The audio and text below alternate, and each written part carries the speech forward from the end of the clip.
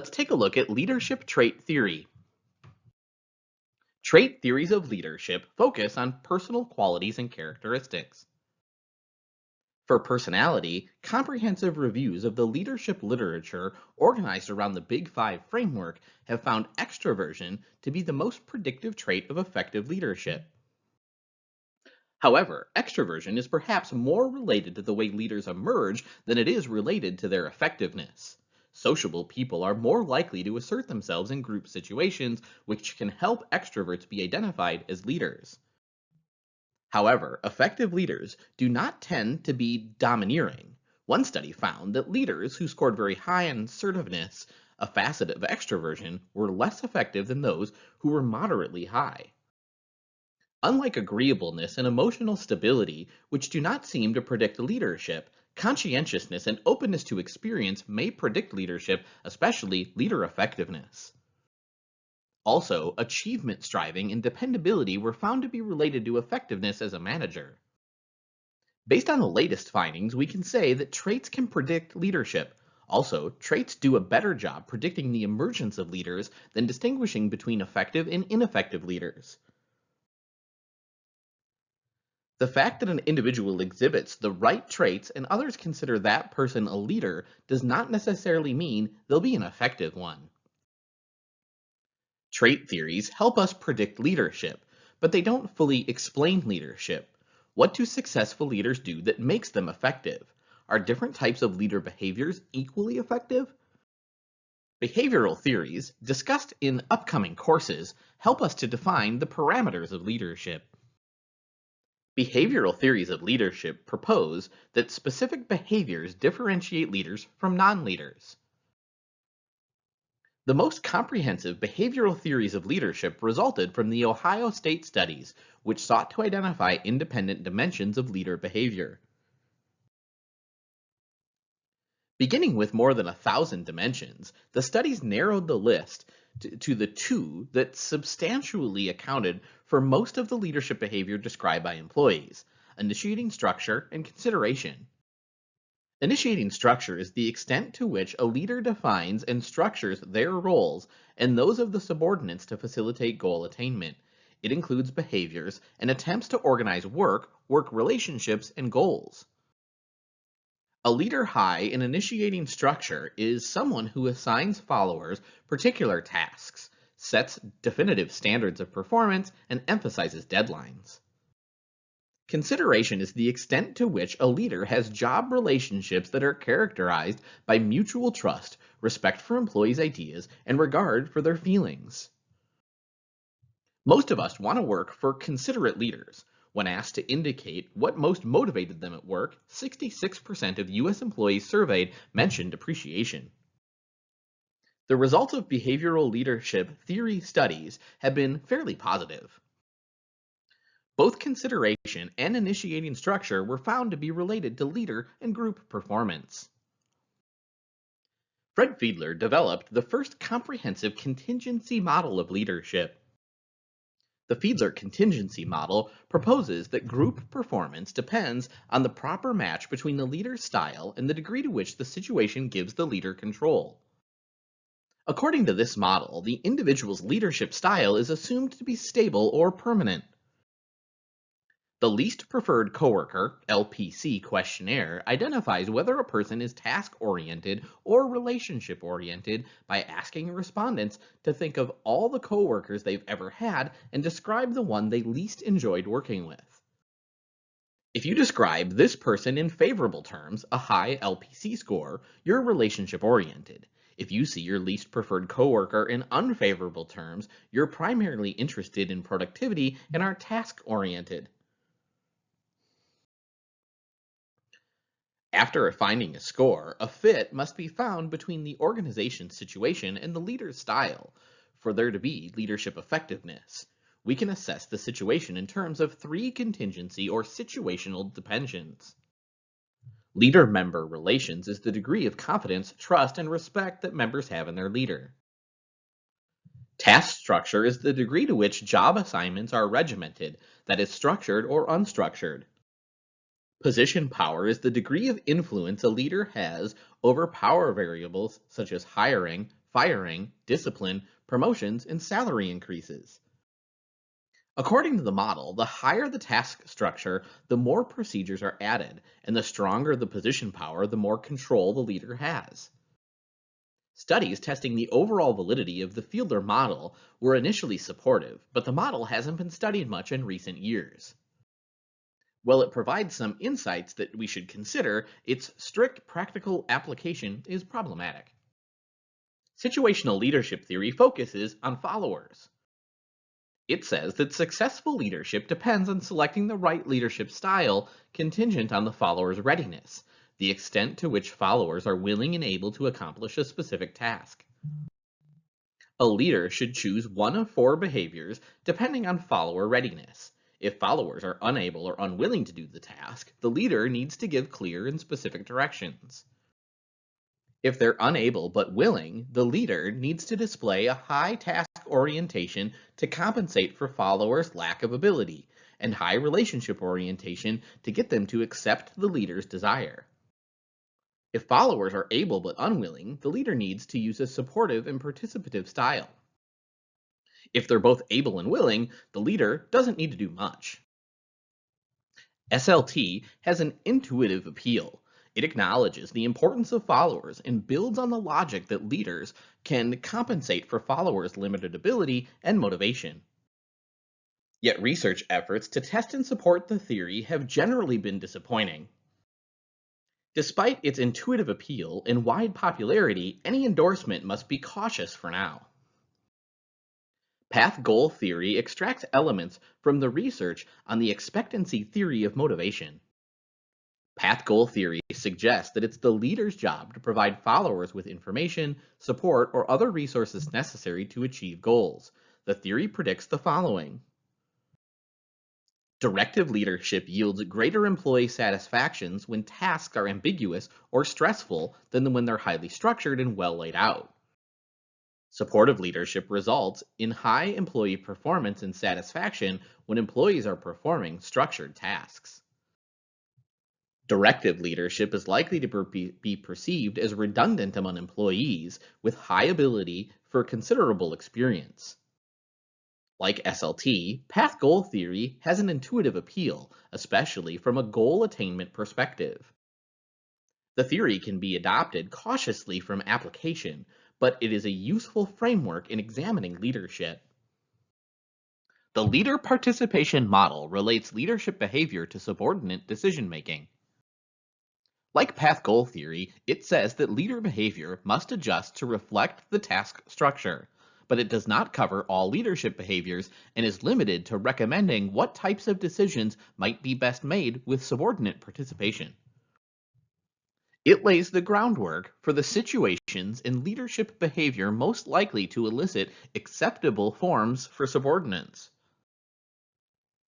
As one leader scholar noted, leaders do not exist in a vacuum. Leadership is a symbiotic relationship between leaders and followers. But the theories we've covered to this point assume that leaders use a homogeneous style with everyone. Think of a leader you know. Does this leader have favorites who make up an in-group? If you answered yes, you're acknowledging leader-member exchange theory. Leader-member exchange theory argues that leaders establish a special relationship with a small group. These individuals make up the in-group. They're trusted, get a disproportionate amount of the leader's attention, and are more likely to receive special privileges. Other followers fall into the out-group. LMX theory proposes that early in the history of the interaction between a leader and a given follower, the leader implicitly categorizes the followers as in or out. That relationship becomes relatively stable over time. Leaders induce LMX by rewarding employees with whom they want a closer linkage and punishing those with whom they don't. How the leader chooses who falls into each category is unclear, but there's evidence that in-group members have a demographic, attitude, and personality characteristic that are similar to those of the leader. Research to test LMX theory has been generally supportive, with substantive evidence that leaders do differentiate among followers. Followers with in-group status receive higher performance ratings, engage in more helping or citizen behaviors at work, and engage in less deviant or counterproductive behaviors at work, and they report greater satisfaction with the superior. When the treatment of the in-group is starkly different from the treatment of the out-group, like when the leader plays favorites, research indicates that both the in-group and the out-group realize negative effects from LMX. Close-knit teams may be able to help out-group members to retain their confidence by offering support. Followers attribute heroic or extraordinary leadership abilities when they observe certain behaviors. A number of studies have attempted to identify the characteristics of charismatic leaders.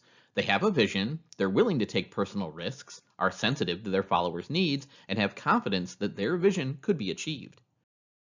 Charismatic leaders are likely to be emotionally stable and extroverted.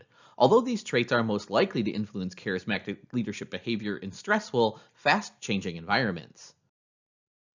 Research indicates that charismatic leadership is not only the province of world leaders. All of us can develop, within our own limitations, a more charismatic leadership style. Followers are inspired not only by how passionately the leader communicates, there must be an underlying vision that appeals to followers as well. Some personalities are especially susceptible to charismatic leadership. Unfortunately, charismatic leaders who are larger than life don't necessarily act in the best interests of their organization. It's not that all charismatic leadership isn't effective. Overall, it is. But a charismatic leader isn't always the answer. Success depends on the situation, the leadership's vision, and the oversight in place to monitor outcomes. Charismatic leadership theory relies on leaders' ability to inspire followers to believe in them. In contrast, Fiedler's model, situational leadership theory, and path goal theory describe transactional leaders who guide their followers towards established goals by clarifying role and task requirements. A stem of research has focused on differentiating transformational from transactional leaders who inspire followers to transcend their self-interests for the good of the organization. Transformational leaders and their teams perform well and can have an extraordinary effect on their followers, who respond with increased performance, organizational citizenship behavior, creativity, job satisfaction, and motivation. Transactional and transformational leadership complement each other. They aren't opposing approaches to get things done. The best leaders are transactional and transformational. Transformational leadership builds on transactional leadership and produces levels of follower effort and performance beyond what transactional leadership alone can do. Transactional leadership is more important for leadership effectiveness and follower job satisfaction. Not all theories deal explicitly with the roles of ethics and trust, which are essential to complete the picture of leadership.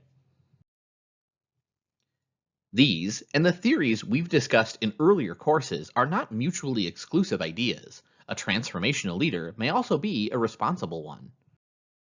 We consider contemporary concepts that address the role of leaders in creating ethical organizations.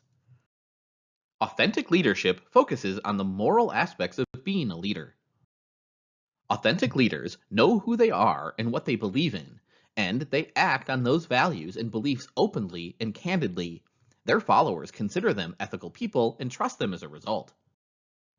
Authentic leaders share information, encourage open communication, and stick to their ideals. Authentic leaders are also humble. Leaders who model humility help followers to understand the growth process for their own development. Authentic leadership, especially when shared among top management team members, creates a positive, energizing effect that heightens teamwork, team productivity, and firm performance. Not only is authenticity important for leaders, it's important for followers as well. Both group and individual perceptions of authenticity have an impact on follower outcomes. Leadership is not value-free. In assessing its effectiveness, we need to address the means that a leader uses to achieve goals as well as the content of the goals. The role of the leader in creating the ethical expectations for all members is critical.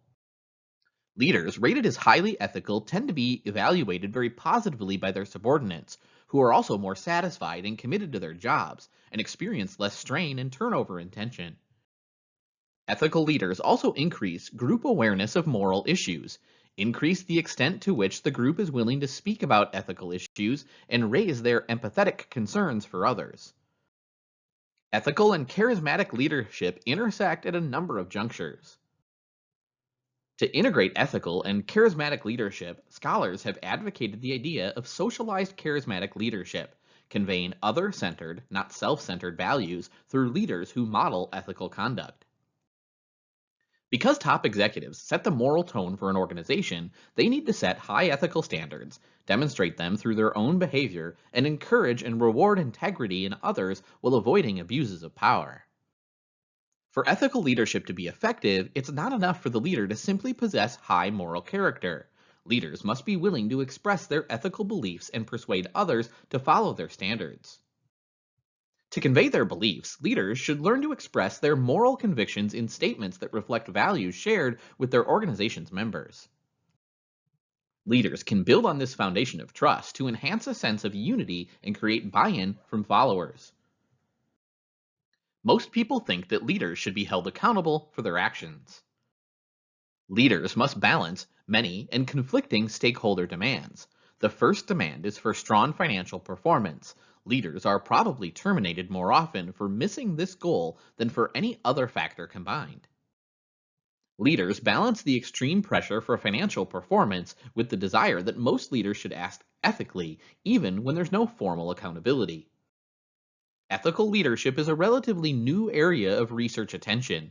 Demonstrating fairness and social responsibility even run counter to many old school models of leadership. While few organizations still require performance at all costs, financiers, shareholders, and boards have reward power to teach leaders which outcomes to value. Ethical leadership resounds positively throughout all organizational levels. It can happen to anyone. We're all capable of being abusive as managers.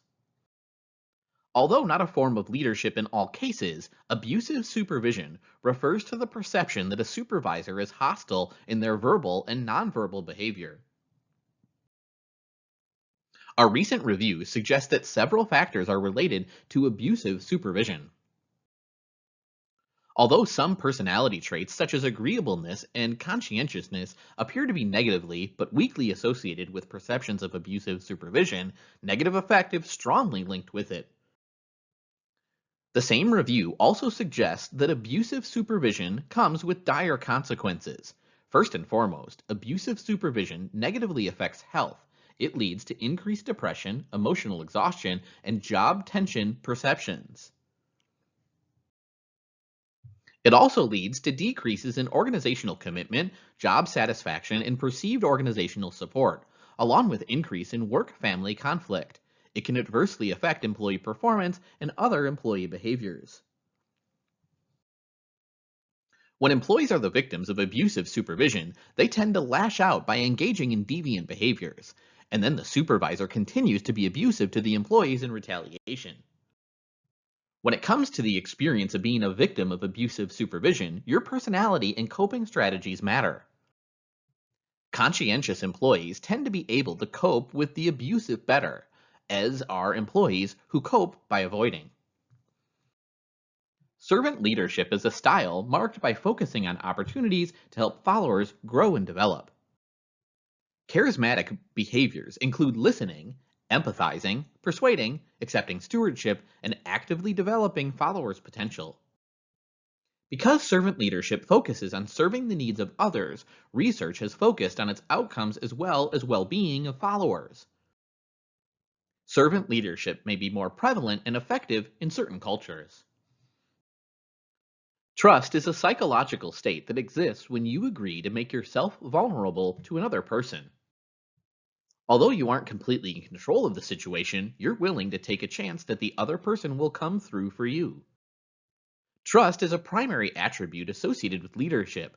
Breaking it can have serious adverse effects on group performance. Followers who trust a leader are confident that their rights and interests will not be abused. In contemporary organizations, employment relationships are based more than ever before on trust. Trust propensity refers to how likely a particular employee is to trust a leader. Trust propensity is closely linked to the personality trait of agreeableness, and people with lower self-esteem are less likely to trust others.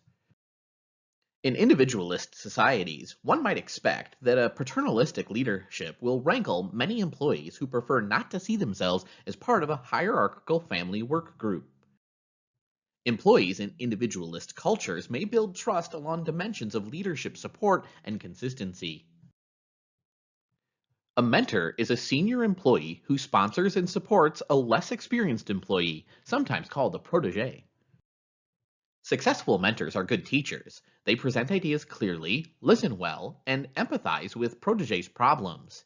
Mentoring relationships serve career and psychosocial functions. In formal mentoring relationships, protege candidates are identified according to assessments of leadership potential and then matched with leaders in corresponding organizational functions. Informal mentoring relationships develop when leaders identify a less experienced, lower level employee who appears to have potential for future development. Not all employees in an organization are likely to participate in a mentoring relationship. However, research continues to indicate that employers should establish mentoring programs because they benefit both mentors and proteges. Although started with the best of intentions, formal relationships are not as effective as informal ones, perhaps due to poor planning, design, and communication.